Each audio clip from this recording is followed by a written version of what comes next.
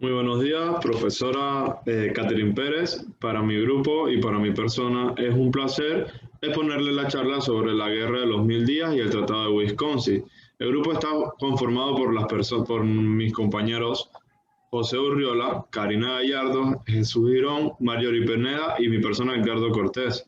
Ahora le cedo la palabra a mi compañero Jesús Girón, que va a proceder con el tema y a exponer.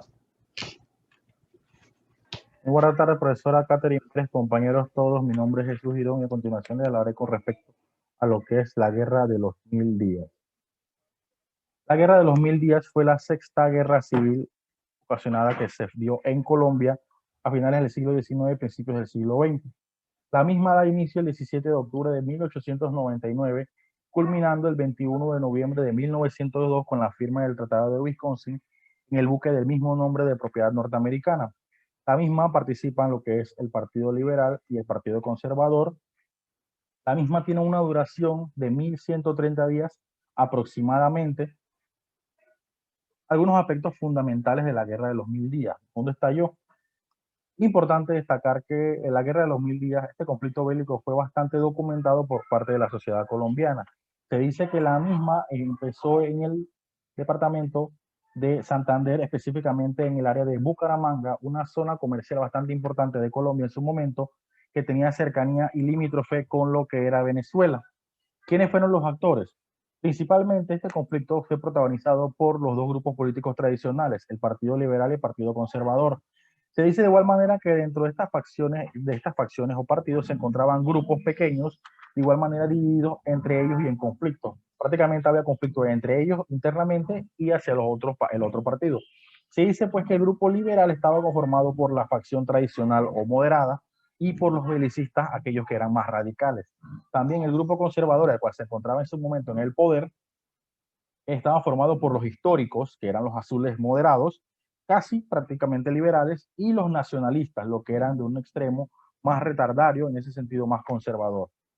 De igual manera, cabe destacar que dentro del mismo participaron trabajadores, indios, guajiros, negros, artesanos, comerciantes, personas sin tierras, campesinos, pequeños colonos, mujeres y niños.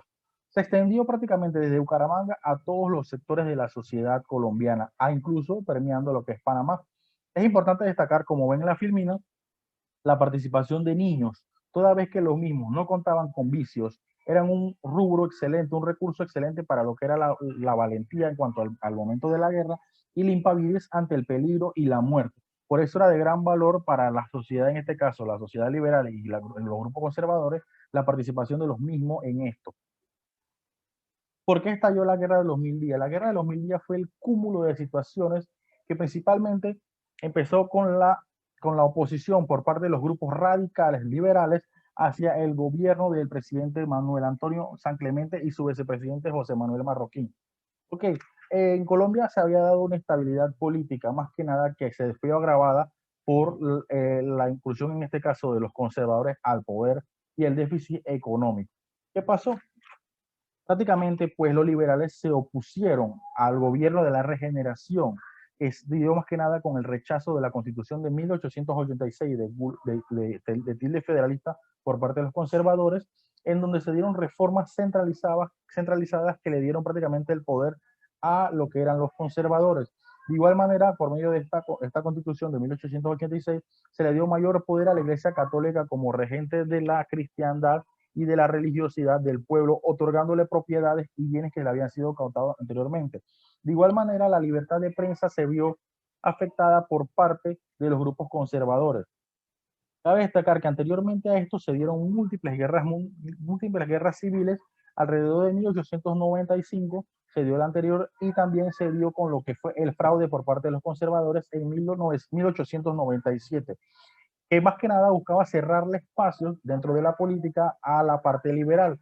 Era la política no oficial imitar la interferencia en cuanto a lo que era la administración política del país, y esto sumado al déficit ocasionado por la baja en los precios del café y los impuestos que hicieron cada vez más difícil la vida en Colombia. ¿Cómo se desarrolló? se desarrolló prácticamente pensando en victorias rápidas. Los contendientes formaron tropas irregulares por parte del liberalismo contra un ejército organizado pero con poca experiencia de los conservadores. De esto podemos destacar pues prácticamente lo que fue los horrores dados mediante las guerras que se dieron principalmente en dos aspectos, lo que fue el área de Peralonso y el área de Palo Negro. En la de Peralonso pierden los conservadores, siendo una de las principales victorias de los liberales. Y luego en la de Palo Negro, en donde pierden los liberales. Prácticamente con esta derrota de Palo Negro, se desmantela la facción bélica por parte de los liberales, dejando entonces de formar tropas irregulares a lo que se consideró un estado de guerras de guerrillas, lo cual fue también la tónica en Panamá, en donde sus principales cabecillas, en este caso, o comandantes en jefe, eran Belisario Porras y Victoriano Lorenzo. Este fue el sistema que se implementó prácticamente después de la batalla de Palo Negro, en donde prácticamente después de 15 días de conflicto bélico se quedaron más de 4.300 bajas entre muertos y demás. Por otra parte, se puede hablar también de la guerra que se dio en la batalla de Puente de Caledonia en Panamá, el cual aproximadamente más de 200 cuerpos liberales se vieron afectados y muertos prácticamente pudriéndose en la calle, como es la imagen que recuerda y se describe por parte del presidente Belisario Porras en su memoria, indicando que fue una imagen dantesca la que él pudo visualizar al llegar a Puente de Caledonia y ver tantos compatriotas liberales fallecidos. La paz se da prácticamente en dos aspectos, en lo que fue la firma en Neerlandia del tratado y su posterior ratificación por parte de los panameños y de los grupos liberales y conservadores de Colombia dentro del buque Wisconsin, el cual se encontraba más que nada resguardando los intereses de ese país en Panamá. ¿Cómo interceden los norteamericanos? Prácticamente los norteamericanos interceden por solicitud del presidente marroquí de Colombia y tilde conservador, toda vez que para resguardar más que nada lo que era el artículo 35 del Tratado de Paz Mayarino-Bidlack, que buscaba más que nada mantener la neutralidad del territorio, toda vez que en su momento se encontraba lo que era la negociación para la futura construcción de un canal, continuando las labores de los franceses. En este sentido, estaban bajo el ojo de la tormenta todo lo que pasara en cuanto a el grupo conservador y el grupo liberal, pues se decía pues de que del grupo que terminara siendo vencedor tendría que practicar lo que es la negociación con los Estados Unidos. Por ello, esto más que nada buscaban un interés económico y cuidar sus intereses sobre la obra en construcción. De igual manera, podemos decir que en Panamá estuvo cabida porque principalmente la población que se encontraba era de tilde liberal. Ya había algunas situaciones que mantenían a Panamá en la paupérrimidad y en el abandono total. De igual manera, Panamá sentía cierto resentimiento con los colombianos, toda vez que cada vez que se daban conflictos entre esta nación, Panamá se veía involucrado sin tener ninguna injerencia en lo mismo. Y cuando le solicitaban a los colombianos a estos los dejaran por fuera de los problemas, prácticamente los colombianos indicaban que ellos no tenían ninguna independencia o ninguna voluntad propia para decidir qué hacer o no. También estuvo el rechazo del Tratado Herranjay, lo cual ocasionó descontento por parte de la población. Okay. Es importante pues que entonces entre en la jugada en la figura de Victoriano Lorenzo, el cual se convierte en un líder para la sociedad panameña, bastante pobre en su momento y en las condiciones que anteriormente expliqué, toda vez que estaban cansados de las arbitrariedades dadas por parte de los colombianos. Esto a la larga, pues más que nada fue el punto que ocasionó lo que más tardar sería la independencia de Panamá. Hubieron situaciones como el apoyo por parte de Nicaragua y Ecuador a los grupos panameños que en algún momento, bajo la tutela de Victoriano Lorenzo, se convirtieron en la única facción liberal que podía hacerle frente a los conservadores. De igual manera, se buscaba más que nada la neutralidad política, la paz y la fraternidad, que fue lo que algunos nacionalistas panameños en su momento, eran nacionalistas de la nacionalidad panameña, eran colombianos, cansados de las costumbres bélicas de su país, que buscaron más que nada en Panamá un lugar para estar en paz y tranquilidad.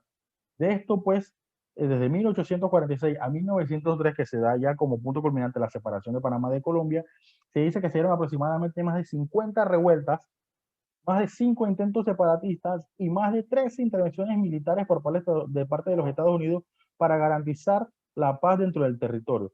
A continuación, mi compañero José Orriola seguirá contándole lo que son algunos detallitos con respecto a las consecuencias de la Guerra de los 1000 días.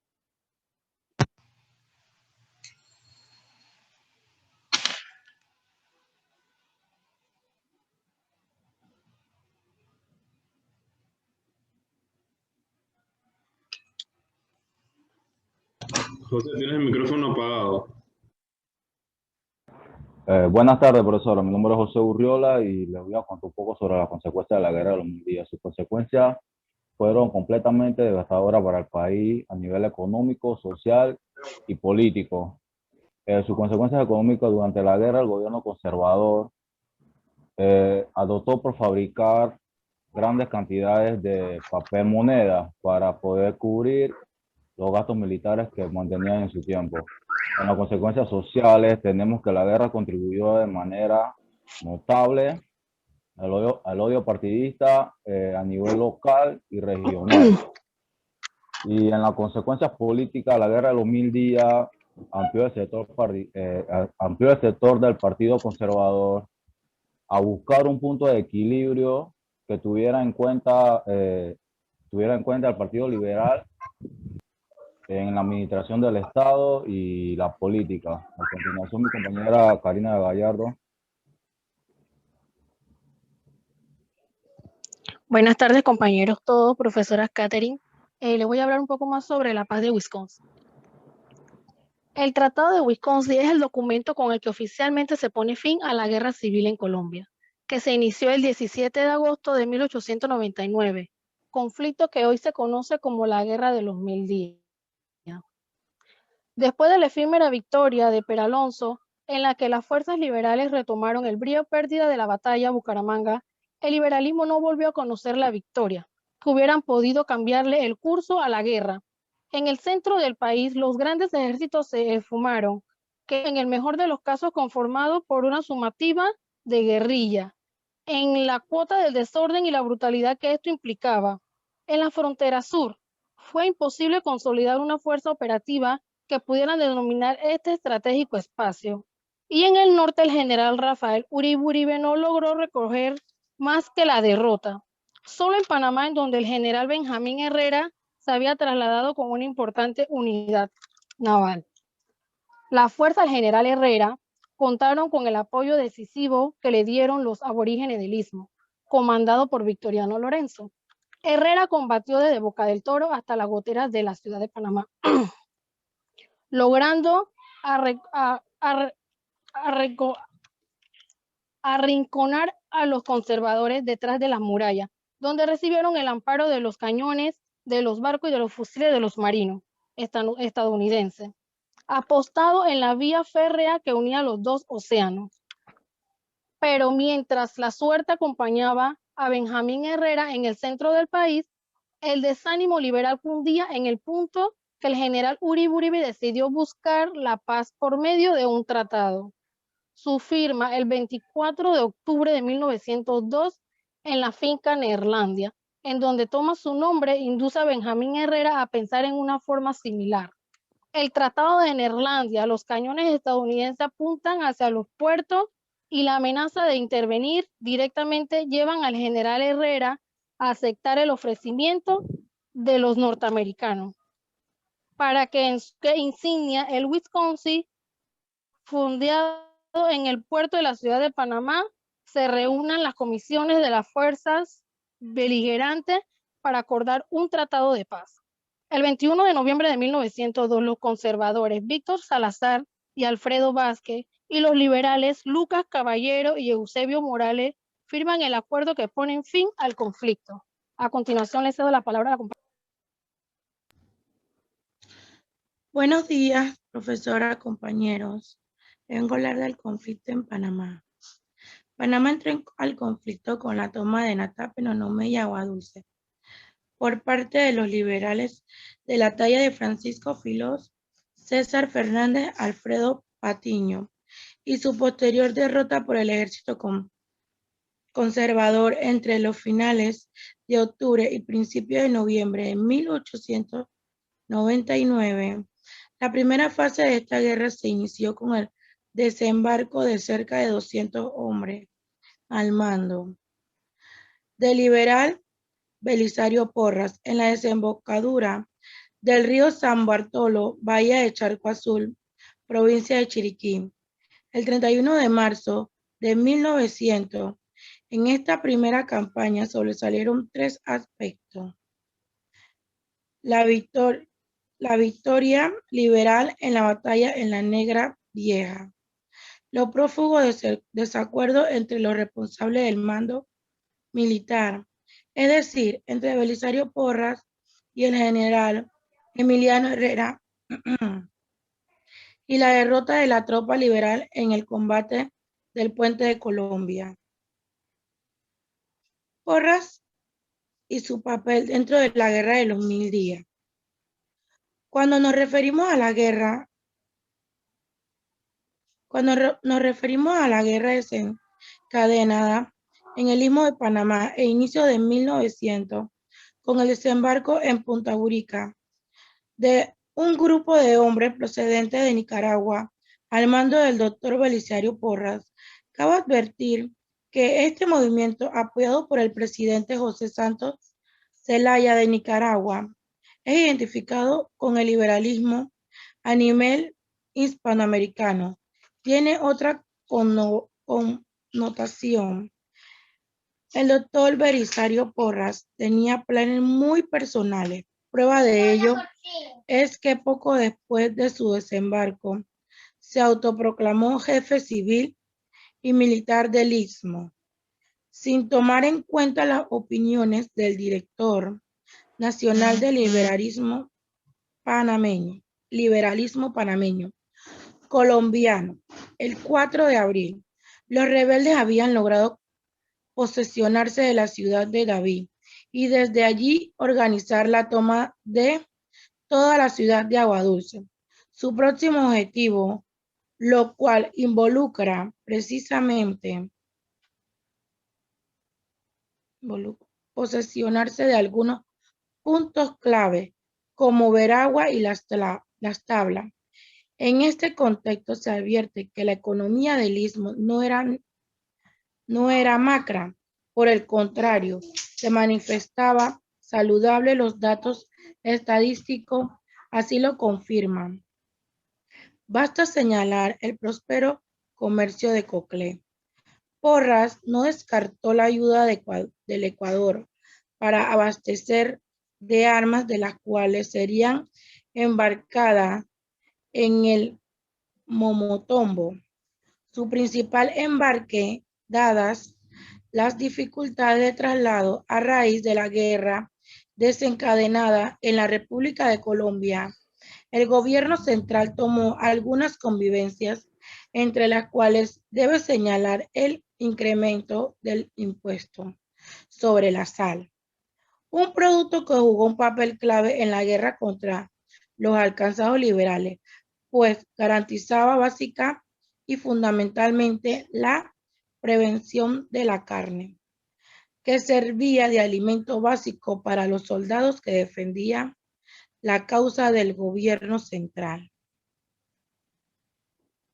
En el Istmo de Panamá, la sal jugaba un papel fundamental en la economía de la población indígena de Coclé, pues era su único fundamental producto, explotado por ellos exclusivamente y del cual dependía su subsistencia. En aquella época había 2 alcaldías de indígenas, una hacia el norte y otra hacia la zona del sur de Coclé. La del norte estaba en Marcos de Venancio Agrajes y la del sur en manos de Victoriano Lorenzo. Cuando el gobierno local, el gobernador del Istmo, dispuso establecer un monopolio sobre la sal. Compañero, puedes cambiar sobre la sal. Y además obligar a los indígenas a pagar un diezmo sobre la sal de la iglesia en Panamá. Victoriano se opone a dicha decisión y se levanta en armas contra el gobierno del Istmo y logra el apoyo de Venancio Agraje. Estando en la situación se encuentra el doctor Belisario Porras, quien le pide su colaboración para movilizar un cargamento de armas hacia la región atlántica, lo cual Victoriano se mostró solito. Victoriano Lorenzo no participaba en la aventura de Porras por razones ideológicas o partidistas. Este quedó atrapado en una guerra que no era suya. Prueba de ello es que la trama termina con su fusilamiento, sin que el Partido Liberal ni el Conservador, mucho menos la facción de Belisario Porras, intentaran liberarlo de este funesto destino.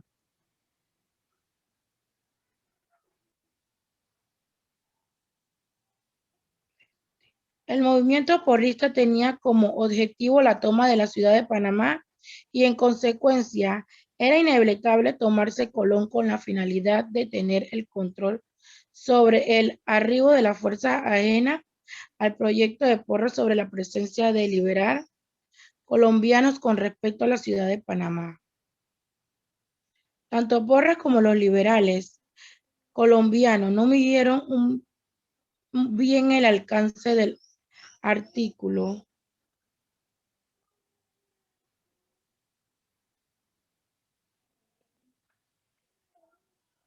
del Tratado Vallarino-Vitla del 12 de diciembre de 1846, que impedía cualquier escaramuza en el corredor que se extiende desde Colón. Esto explica por qué la batalla del Puente de Caledonia sella el final de esta guerra civil y la acción estadounidense, al solicitar la presencia del gobierno central y de los líderes del liberalismo colombiano, al acarozado Wisconsin. Tratado se firma de paz.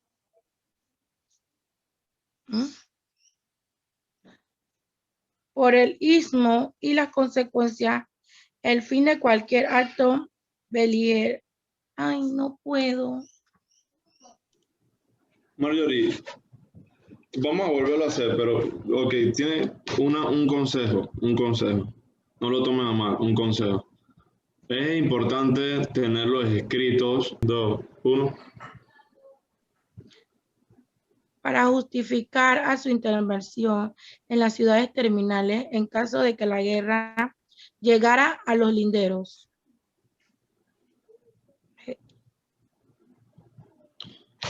Muy buenos días, profesora.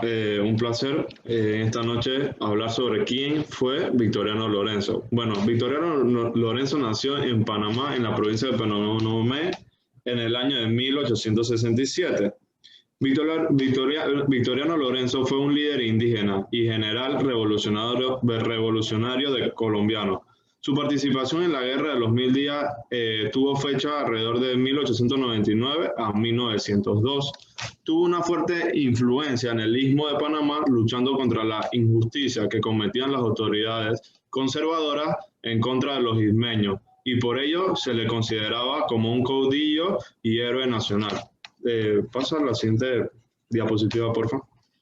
Los actos realizados por Victoriano Lorenzo fueron los siguientes: el apoyo al bando liberal contra el gobierno central conservador en la Guerra de los 1000 días, la lucha por la libertad, liberación de las tierras de Penonomé. Él también fue un general de división de las tropas liberales y desató la rebelión de los aborígenes luchando por tierra y libertad. ¿Puedes pasar la diapositiva, por favor? Ahora voy a proceder a hablarle un poco más sobre la historia de actos realizados en la Guerra de los 1000 días por el señor Victoriano Lorenzo.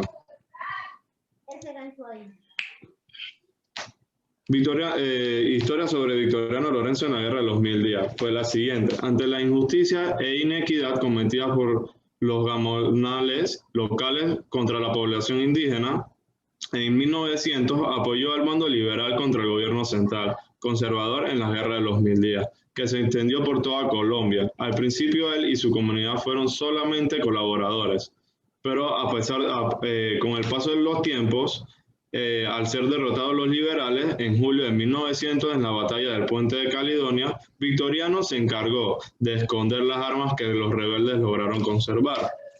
Las tropas del gobierno se fueron movilizando poco a poco tras los indígenas que trataban de ocultar las armas liberales y el caserío del cacao donde fueron arrestados y quemados por una patrulla conservadora, comandada por el coronel Pedro Sotomayor. En octubre de 1900, a partir del 29 de octubre, Victoriano y su gente se convirtieron en montañeros, guerrilleros exitosos y obligaron al ejército oficial a huir de las tierras de Penonomé.